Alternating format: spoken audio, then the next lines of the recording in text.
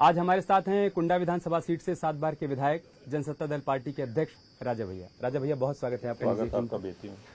मैं पहला सवाल आपसे यही कर लेता हूं कि इस बार कुंडा में, प्रतापगढ़ में, कौशाम्बी में हवा का रुख किधर है?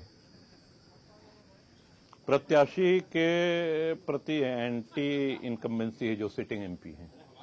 आपने साफ सवाल किया तो साफ उसका उत्तर, जो मौजूदा सांसद हैं उनके प्रति एंटी इनकम्बेंसी देखने को मिल रही है। सांसद के खिलाफ, सरकार के खिलाफ नहीं? नहीं, सरकार के खिलाफ नहीं, नेतृत्व के खिलाफ नहीं, लेकिन स्थानीय प्रत्याशी जो हैं, जो सिटिंग एमपी हैं, उनके खिलाफ है। आपने जिस दिन से ऐलान किया कि इस बार आप न्यूट्रल हैं, आपने अपने समर्थकों को, अपने वोटर्स को कहा कि आपको जिसको मन करे आप वोट करिए, उसके बाद से आपसे इस पर अनेक सवाल किए गए। लेकिन मैं उससे आगे जाकर एक सवाल करूंगा आपसे कि लगातार ये चर्चा रही कि बीजेपी के साथ आपकी नजदीकियां हैं, इस बार बात बन सकती है 1-2 सीटों को लेकर। बात कहां नहीं बन पाई राजा भैया? देखिए, आप सीधे निष्कर्ष पे आ जाइए कि गठबंधन किसी दल से नहीं हुआ। अब जब नहीं हुआ तो हमने प्रत्याशी भी नहीं लड़ाया। अब सारे कार्यकर्ता, समर्थक, शुभचिंतक और प्रदेश भर के वो बराबर उनका एक प्रश्न था कि अब हम किसके साथ जाएं, किसको समर्थन करें। तो एक कार्यकर्ता महासम्मेलन के माध्यम से सबकी राय जानने के बाद हमने ये कहा कि आप स्वेच्छा से जिसको चाहें उसको मतदान करें। तो अब लोग स्वेच्छा से मतदान कर रहे हैं। मतदान शांतिपूर्ण चल रहा है, सुचारू ढंग से चल रहा है और बहुत अच्छे ढंग से चल रहा है। नहीं, चूंकि आप खुद भी बार बार इस बात का जिक्र करते हैं कि राजनीति में ऐसे विरले ही उदाहरण हैं बहुत। हाँ, जब किसी पार्टी के अध्यक्ष ने कहा हो कि अब आप लोग तय कर लीजिए कि कौन सा रास्ता आपको चुनना है, तो ऐसी क्या परिस्थितियां बन गई कि हमने बताया ना परिस्थिति, न किसी से गठबंधन और न हमने प्रत्याशी लड़ाया। और हमारे लिए प्रसन्नता की बात यह है कि ये निर्णय सभी कार्यकर्ता, समर्थक उनके द्वारा सराहा गया, उनके द्वारा पसंद किया गया। असल में सवाल मैं आपसे इसलिए कर रहा हूं और थोड़ा सा एक्सप्लेन करने नहीं, यही सवाल हर पत्रकार कर रहे हैं, आप भी कर लीजिए। नहीं, मैं थोड़ा सा 3-4 दिनों से इसी प्रश्न का उत्तर मैं देता आ रहा हूँ। हाँ। तो असल में राजा भैया, सियासत में या तो आप किसी के साथ होते हो या किसी के विरोध में होते हो। ये अपने समर्थकों को और कार्यकर्ताओं को इस मनोस्थिति में छोड़ देना कि आप ही तय करो कि आपको क्या करना है। देखिए, पहले बात ये जो आपने एक शब्द कहा छोड़ देना, उनके विवेक पर हम तो आजीवन नहीं छोड़ सकते हैं, न वो हमको आजीवन छोड़ सकते हैं।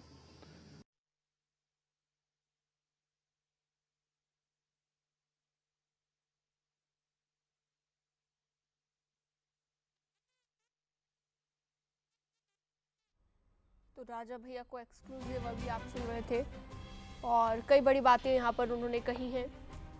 उनकी तरफ से ये भी कहा गया कि क्योंकि मेरा किसी दल के साथ कोई गठबंधन नहीं है, इसलिए मेरे जो समर्थक हैं उन्हें मैंने छूट दी हुई है कि वो जिसे चाहे वोट दे सकते हैं।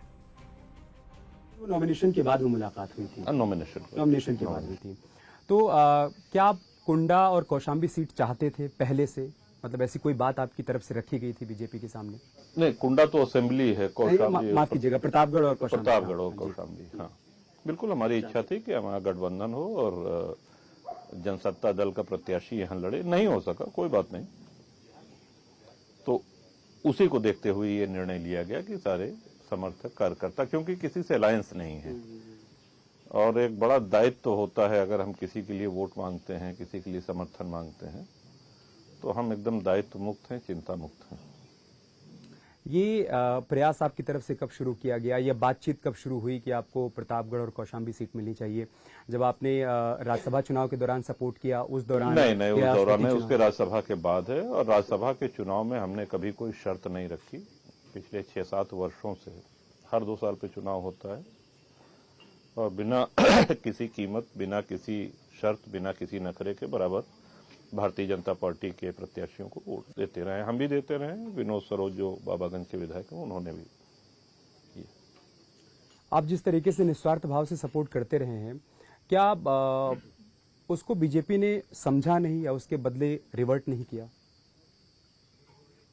इस पे हम अभी कुछ नहीं कहना चाहेंगे, लेकिन हाँ, बड़ा अच्छा और सारगर्भित प्रश्न है आपका। लेकिन ये हम कहेंगे कि अभी इसका कोई औचित्य नहीं है। आज अभी पोलिंग हो रही है और सारे कार्यकर्ता एकजुट होकर के, अधिकांश कार्यकर्ता एक तरफ हैं, जैसा कि आपको पता ही होगा। तो हमारे लिए हमारे समर्थक, हमारे कार्यकर्ता, हमारे सहयोगी वो प्रसन्न हो, वो हमारे निर्णय से सहमत हो, ये सबसे महत्वपूर्ण बात है। मुझे बताया राजा भैया आपको वोट करने जाना है, लेकिन मैं आखिरी के 2-3 सवाल जी, जल्दी बस आपसे आखिरी का पूछना एक पूछ लीजिए बस। इससे नुकसान होगा बीजेपी को, आपकी ये कह देने देखिए, के बाद? हम ये कहेंगे कि कई प्रत्याशी ऐसे हैं जिनके आचार व्यवहार से, जिनकी बोली भाषा से लोगों में आक्रोश है, और खास तौर से जब कोई चुनाव में जीत जाता है और उसका व्यवहार बदल जाता है तो जनता जनार्दन खूब अच्छी तरीके से समझती है कि चुनाव के समय इनका क्या व्यवहार था और निर्वाचित होने के बाद। और यही कारण है, देखिए, कि कई बार भारी मतों के अंतर से जीते हुए लोग हार जाते हैं, कई बार लंबी पारी, एक ही पार्टी की बात कर रहे हैं कि एक ही पार्टी के 2 प्रत्याशी, वो उनको जनता अपना आशीर्वाद देती रहती है।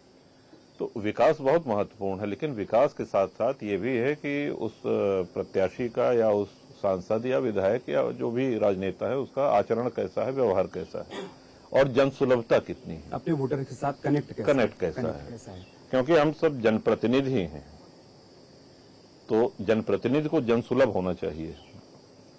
हर समस्या जो है विकास, व्यक्तिगत बहुत सी समस्याएं होती हैं, थाना कचहरी कोतवाली, कहीं झूठा मुकदमा हुआ, तो उसमें ये लगना चाहिए कि हाँ, हमारा नेता हमारे साथ खड़ा है, हमारे साथ अगर कुछ गलत हो रहा है तो हमारा नेता हमारी रक्षा करेगा, सच्चाई के लिए आवाज उठाएगा।